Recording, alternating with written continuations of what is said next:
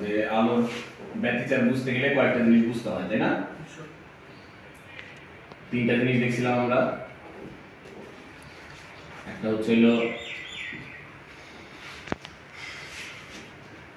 উপরিপাতন, তরঙ্গের উপরিপাতন, আরেকটা হলো চির, আরেকটা হলো সুসংগত উৎস।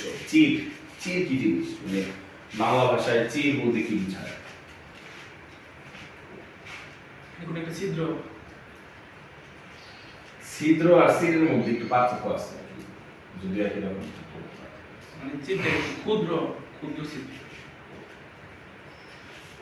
চিরের ব্যাপারটা এরকম হয়ে যায় যে আমরা আগেকার দিনে করতাম, রচনা করতাম ষড়ঋতু, চৈত্র মাসের বর্ণা দিতাম। চৈত্র মাসের বর্ণা দিতাম, চৈত্র মাসে বৃষ্টির অভাবে মাটির ফাইটা চৌচির হয়ে যায়, তাই না? মাটির ফাইটা চৌচির হয়, তো চৌচির না করে মাটির ফাইটা ফুটা ফুটা হয়, এটা কিন্তু চৌচির কেন বলতেছেন? ফুটা ফুটা মানে কি কথা? চির আমরা কাকে বলি? চির আমরা বলি এই যে এরকম জিনিসকে, নাকি? এই যে এটা চির, চির। সহজ ভাষায় ফাটাও বলতে পারি, ফাইটে গেছি আমরা বলি যে মাটি ফাইটে গেছে, মাটি ফাইটে গেছে, ফাটা ফাটা চির একই টাইপের।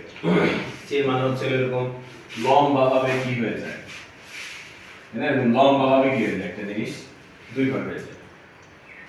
তো চিরের ফিজিক্সের সংজ্ঞা হচ্ছিল এরকম যে যার দৈর্ঘ্যের তুলনায় প্রস্থ অত্যন্ত নগণ্য, দৈর্ঘ্যের তুলনায় প্রস্থ নগণ্য। এই চিরটা এখান থেকে এই পর্যন্ত ফেলে গেছে, তাই না?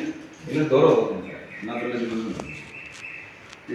এই পর্যন্ত কি পুরাটা ক্র্যাক না?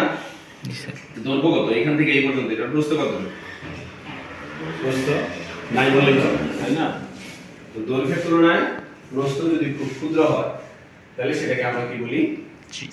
চির। ঠিক আছে। এরপর হলো সুসংগত উৎস। ঠিক আছে, তো সুসংগত উৎস এই জিনিসটা বোঝা খুব গুরুত্বপূর্ণ। সুসংগত উৎস কি জিনিস?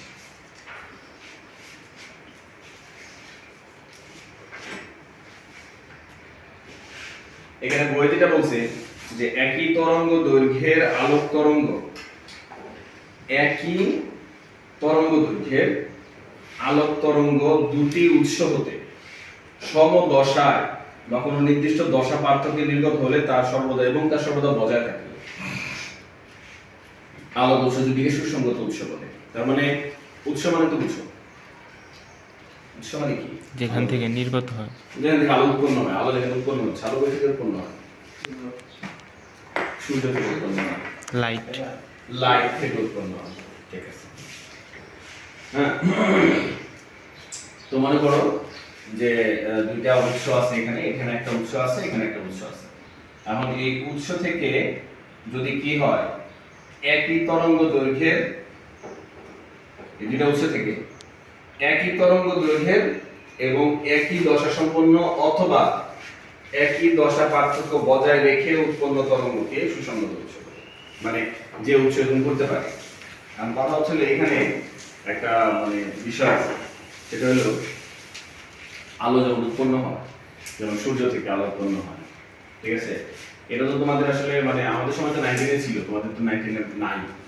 যে প্রিজম নামে একটা ব্যাপার ছিল। প্রিজম কি করছো তোমরা? হয়তো ছিল প্রতি স্বর্ণের মধ্যে হালকা পাতলা, কিন্তু তোমাদের তো মানে তাও আমাদের মধ্যে তো ডিটেলস না। আমাদের সময় যেরকম প্রিজম নিয়ে ডিটেলস কাহিনী ছিল, 19 এবং ইন্টারমিডিয়েট ছিল। তোমাদের কোনো ইন্টারমিডিয়েট আছে, কিন্তু এটা তো বাদ হয়ে গেছে, ওই চক্রটা নাই তোমাদের। যে সূর্যের আলোকে যদি প্রিজমের মধ্যে আমরা পাস করাই দিই, ঠিক আছে? প্রিজম ছিল? হ্যাঁ, প্রিজম ছিল না? আমার সাথে নেটের কানেকশন আছে? ওয়াইফাই নাই। ও ওয়াইফাই তো নাই। আচ্ছা দাও পজ করো।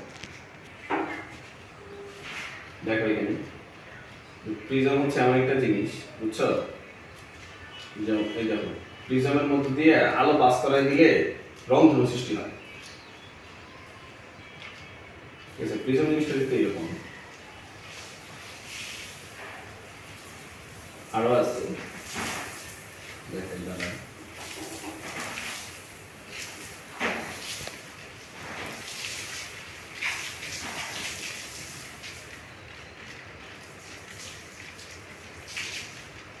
এইদিকে ধরেন, এটা যেন ভালো বুঝবেন, এইদিকে ধরেন। ঠিক আছে? এই দেখো সাদা আলো এই প্রিজমের মধ্যে ফেলছে, এই যে সাদা আলো, দেখো এই যে রং সৃষ্টি হয়ে যাচ্ছে, দেখছো? বিজ্ঞানী নিউটনও মানে এটা আবিষ্কার করছে, কিন্তু এটা আমি তো মাঝে মাঝে বলি বেশিরভাগ জিনিস অ্যাক্সিডেন্টালি আবিষ্কার হয়েছে, ঠিক আছে?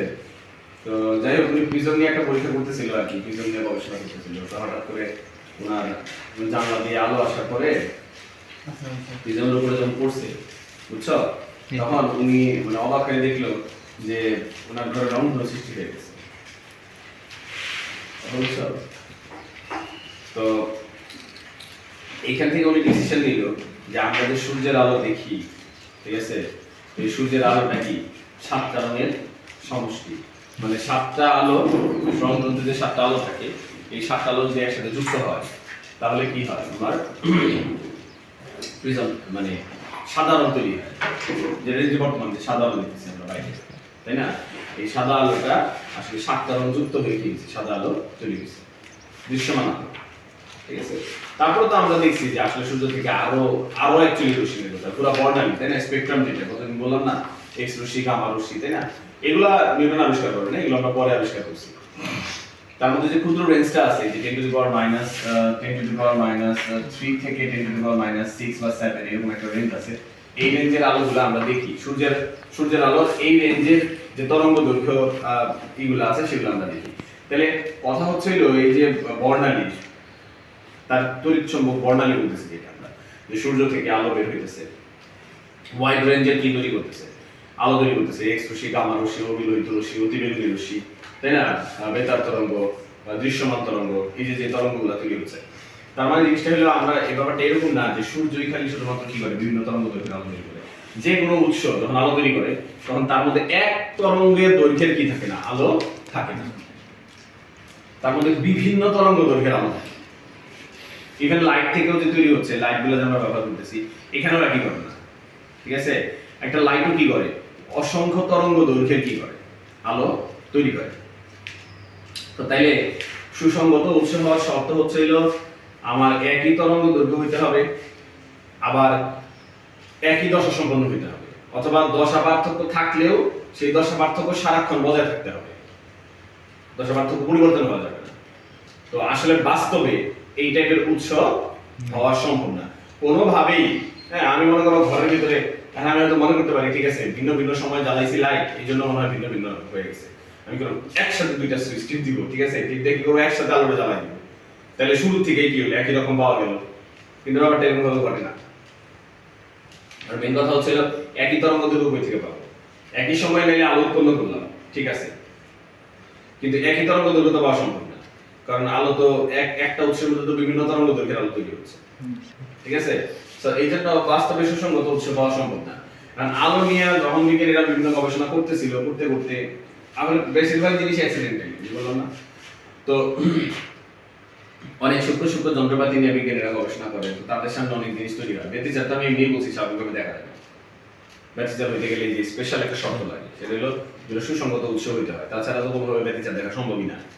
আর বাস্তবে সুসংগত উৎস নাই, আমাদের চারপাশে সুসংগত উৎস নাই, স্বাভাবিকভাবে ন্যাচারাল ভাবে সুসংগত কোনো উৎস নাই। কথা বোঝা গেছে? তো এটা জোর করে তৈরি করতে হয়। কিভাবে তৈরি করতে হয় সেটা হচ্ছে মনে করি এটা একটা আলোর উৎস, এখান থেকে তো বিভিন্ন তরঙ্গ দৈর্ঘ্যের আলো বিভিন্ন দিকে ছড়ায় যাচ্ছে, এই যে নিম্নে যাচ্ছে, ঠিক আছে, বিভিন্ন তরঙ্গ দৈর্ঘ্যের আলো এই যে বিভিন্ন ভাবে চারদিকে ছড়ায় যাচ্ছে। ঘটনা হলো এবং তাদের মধ্যে দশাও ভিন্ন ভিন্ন। তো আমরা কি করতে পারি, আমরা যেটা করতে পারি সেটা হচ্ছে যে আমরা একটা উৎস নিলাম, আলো উৎস নিলাম, নেওয়ার পরে এই আলো উৎস থেকে আমরা কি করলাম,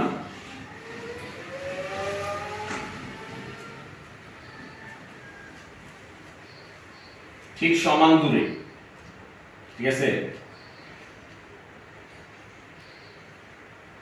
আলো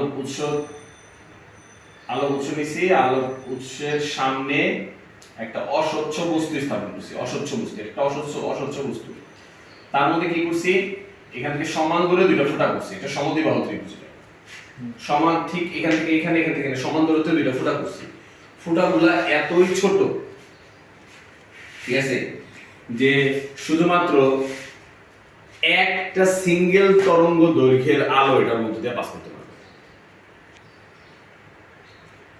তরঙ্গ দৈর্ঘ্য বিভিন্ন রকম না, 10⁻12 থেকে আরম্ভ করে 10⁻8। ফুটাটা এমন ভাবে করা হয়েছে যে ওটার মধ্যে দিয়ে একটা সিঙ্গেল তরঙ্গ দৈর্ঘ্য কি হবে পাস করতে পারবে, বা একটা নির্দিষ্ট তরঙ্গ রেঞ্জের তরঙ্গ কি করতে পারবে, পাস করতে পারবে। এখন আলো যখন ছড়ায় তখন আমরা দেখছি যে উৎস থেকে আলো এমনি ছড়ায়, তাই না? এই যে এমনি, তাই না? সার্কুলার পথে ছড়ায় না?